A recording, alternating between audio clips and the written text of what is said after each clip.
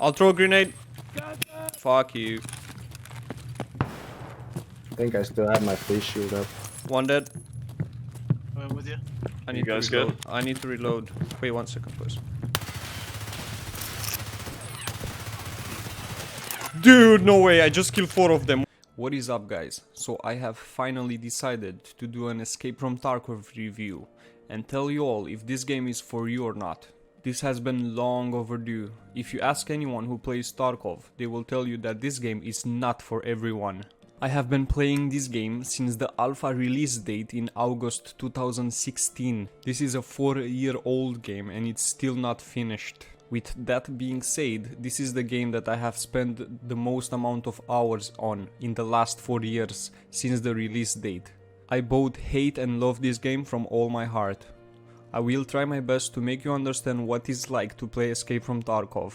The shooting FPS is only one part of the game and is not even the part that you will spend the most amount of time in. The game is much more complicated than it seems from someone that have never played it.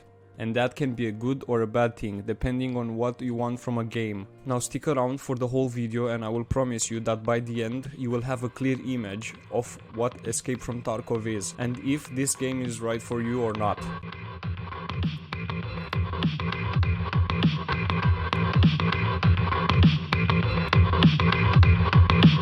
Мы на месте.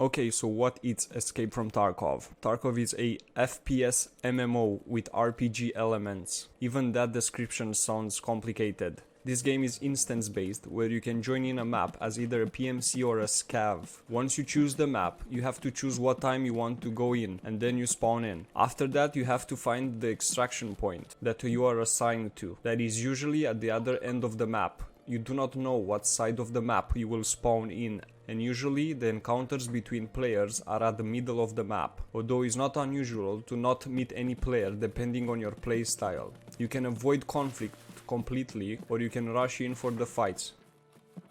During the raid, players can loot or complete tasks for the traders.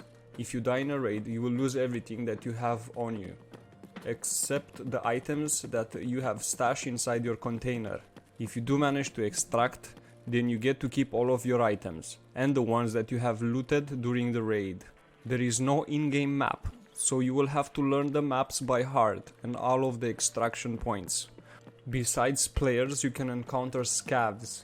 Scavs are AI or players that have joined in as a scav. Scavs are hostile to PMCs, but they are not hostile towards other scavs or player scavs, unless the player scav became hostile to the scavs. There are also boss scavs with scavs raiders as bodyguards, who are way more dangerous than normal scavs, but they hold good loot if you do manage to kill them.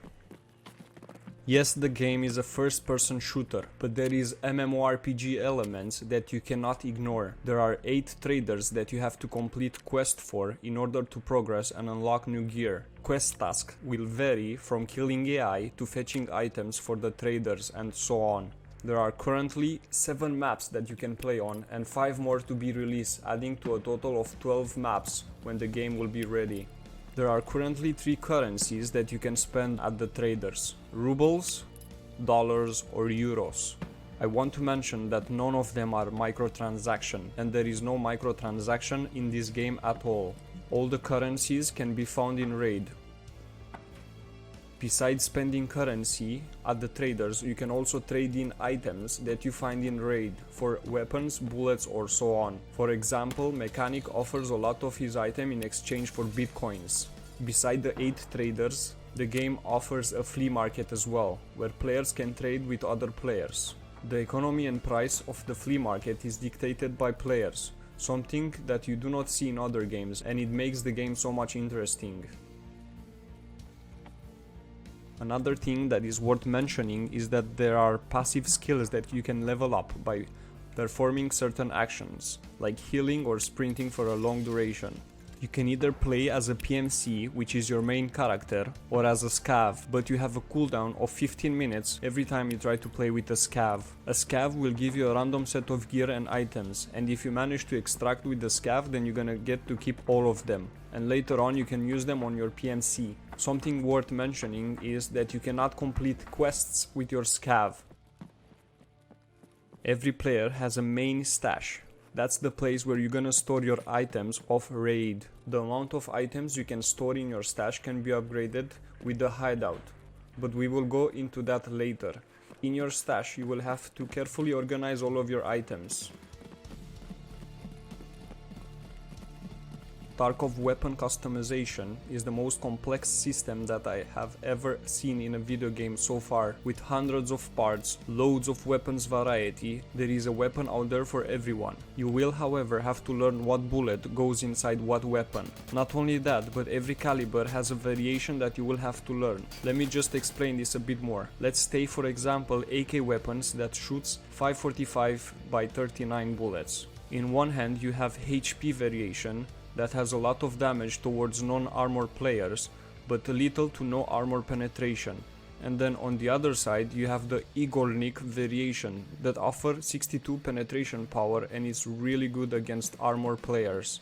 Of course, these are only two variations of 545 by 39 out of a total of 12, and this is only for the AK weapon. There are 18 types of bullets for a total of 79 different weapons that Tarkov has to offer, so there is a lot of learning involved. Guys, if you enjoyed the video so far, then go ahead and subscribe to my channel and hit that bell so you do not miss a thing. I am planning to do a series of Tarkov guides for beginner players. Another complex system that Tarkov has to offer is the health and nutrition system.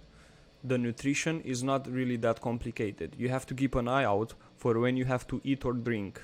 Now for the health, there are 7 body parts that you have to take care of when it comes to health. You will have to learn what items stop a bleeding, what can bring back a lost limb or a broken arm. There is a total of 17 medical items that you can use, and you will have to learn what most of them do in order to really be efficient in Tarkov. There is no self-regeneration for HP inside the raid, so this is really up to the players when it comes to health.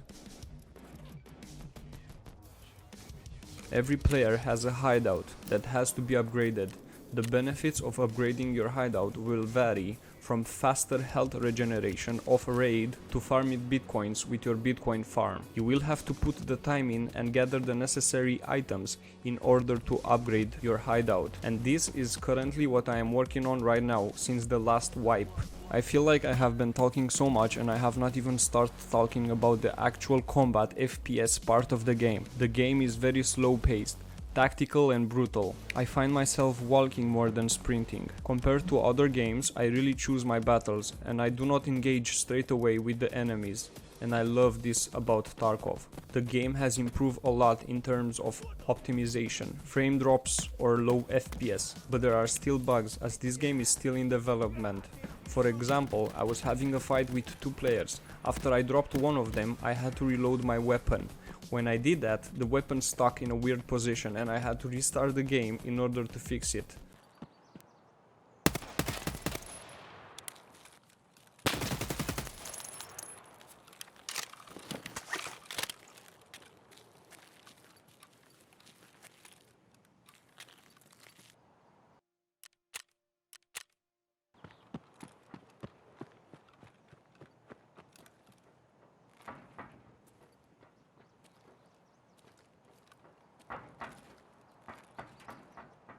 And because of that I have missed the opportunity to kill the second guy and get out with all the loot. If you are a player that enjoys this type of games, slow paced, survival style, then this game might hit the sweet spot for you. But if you are a player that come from, I don't know, Call of Duty background or Battlefield, then you might not find the game satisfying enough to keep you entertained, and Tarkov might actually not be for you. You will spend a lot of time gearing up and discussing a strategy with your teammates before choosing a map, and trust me, this is really time consuming. I do really enjoy playing Tarkov and it's definitely one of my favorite games out there. The game does receive constant updates, new content, and so on. I am more than sure that this game will be fully released at some point, but at what point I really cannot tell.